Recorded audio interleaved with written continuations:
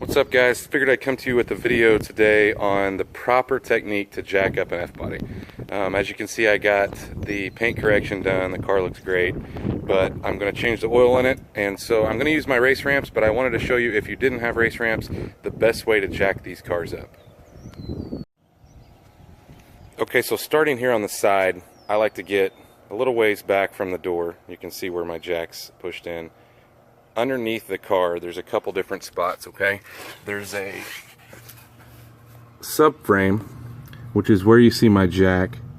Okay, that's where it's... Try to get in here closer. So this guy right here is the subframe of this car. Okay, a lot of people jack up right here.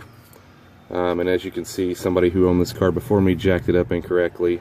And what this does is when you bend this, that's what pulls your fender in. So you see these cars with a huge gap right here, and that's because that fender's pushed out because they've jacked up on this. So don't do this incorrectly. You're going to cause some fender alignment issues. Obviously this one's bent up. Sometimes you can bend this back, but the biggest thing is try to get on that frame rail. Not a whole lot of frame on these F-body since they're subframe cars, so make sure that you're getting it in the correct spot. Just jack it up from that point.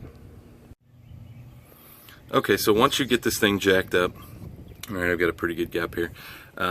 You can slide your jack stand anywhere on this rail, okay? Try to stay away from the holes. I like to go in the center, but anywhere throughout there it's fine to put a jack stand. Just make sure that you're putting the jack stand on this frame rail itself, okay? Do not put it where we told you not to jack earlier. Okay, for the back side of the car, you're going to want to center it in the center section here. I like to use that center bolt as the center point. So line your jack up with the center, and you want to kind of get in front of the sway bar, but enough where you're getting a good contact point, okay? Once you jack up there, there's a couple places you can put jack stands. I like to put them underneath the rear end on this side, one on each side. So that's my preference. If you have long enough jack stands up above the muffler, that's your back frame rail.